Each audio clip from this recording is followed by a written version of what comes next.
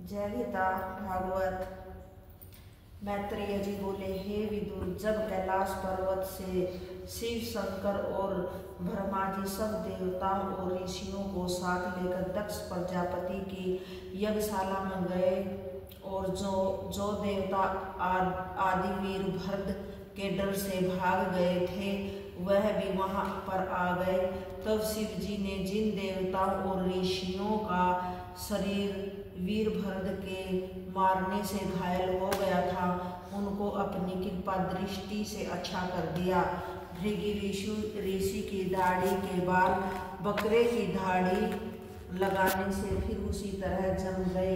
उस समय ब्रह्मा ने शिव जी से कहा, दक्ष प्रजापति की जो लोथ पड़ी थी उसको भी जिंदा करना चाहिए।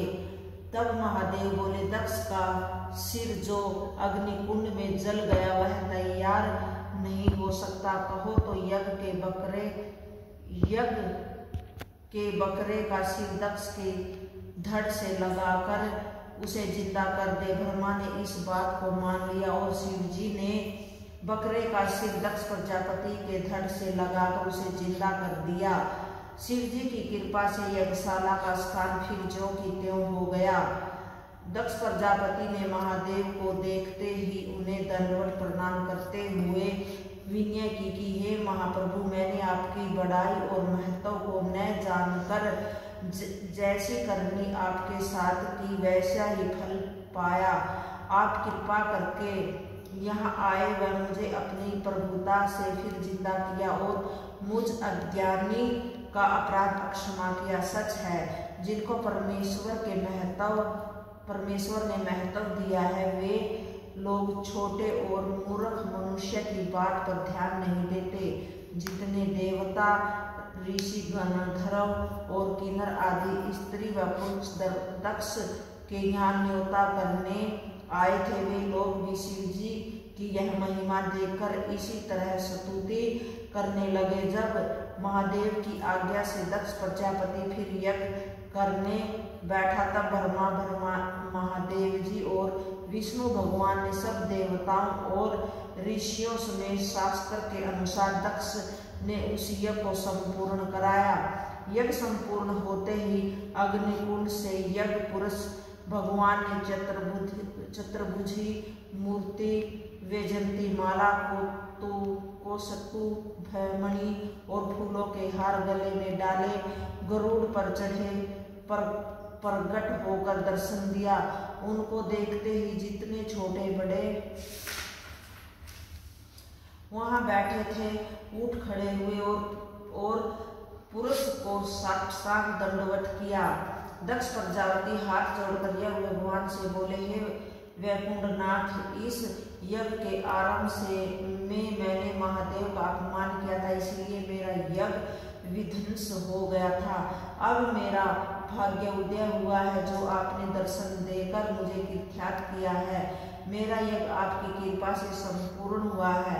अब दया करके ऐसा वरदान दीजिए कि मुझको फिर दुर्बुद्धि न पाए। फिर भृगु ऋषि बोले, हे दीननाथ, मैं ब्राह्मण और तपस्वी होने पर भी अपने क्रोध को वंश में न रख सका, इस कारण मुझे यह दंड मिला।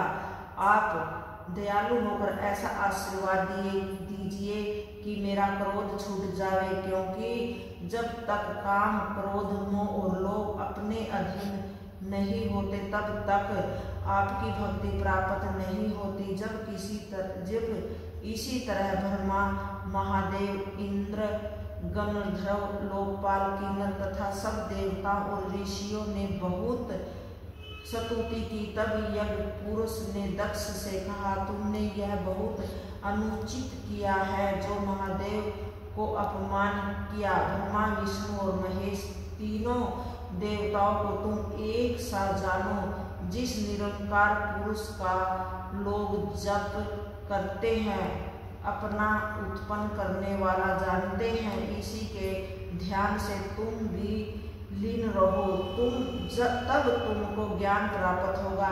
जिस समय यज्ञ पुरुष ने यह बात कही उस समय आकाश से उन पर फूलों की वर्षा हुई और सब लोगों ने जय जयकारा किया। तब यज्ञ पुरुष सबको इच्छा पूर्वक वरदान देकर वह कुंड को पधारे और ब्रह्मा आदि देवता व ऋषि भी अपने अपने स्थानों पर गए। दक्ष प्रजापति उस दिन से शिव जी को अपना ईश्वर मानकर उनकी सेवा करने लगे। जय गीता भागवत।